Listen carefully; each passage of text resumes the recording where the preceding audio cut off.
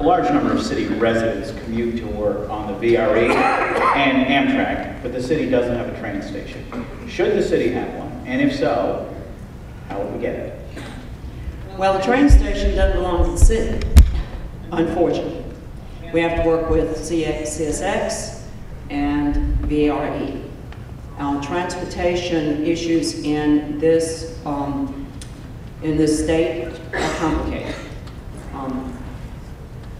We have asked CSX and we've asked VRE just simply for better announcements, for a better system of letting you know which track is coming in.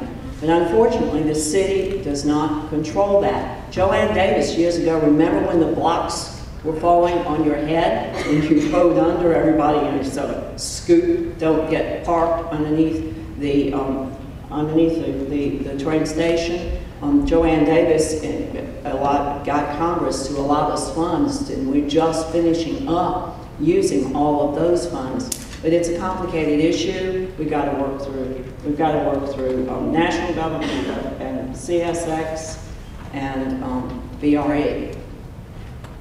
So how to get it, I can't tell you exactly. I can tell you that's the process that has to be followed.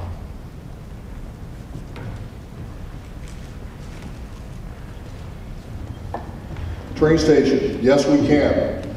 Just finished a $1 million temporary fix for the train station downtown, as y'all have probably seen. There's a 10-year study that we've just instituted with the VRE that is going to be going to Richmond for the funding for both the Federal Rail Association administration as well as the state. Working the funds from the third rail, which will come out in about 10 years out of Richmond, the potential for us to add a station is very real. We must fix the existing station bed that goes through the city, and that's part of the study that's been initiated by the VRE. We will pass that along and add that to the wish list for the 10-year third rail funding that will come through the city, and hopefully add a station at that time in the city, if that is at the will of the taxpayers. Thank you.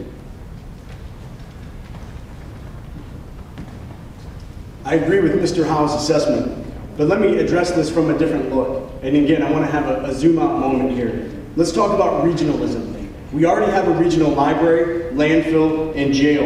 And oftentimes, local municipalities lack the incentive horsepower to make things happen. That's why you work across regional lines.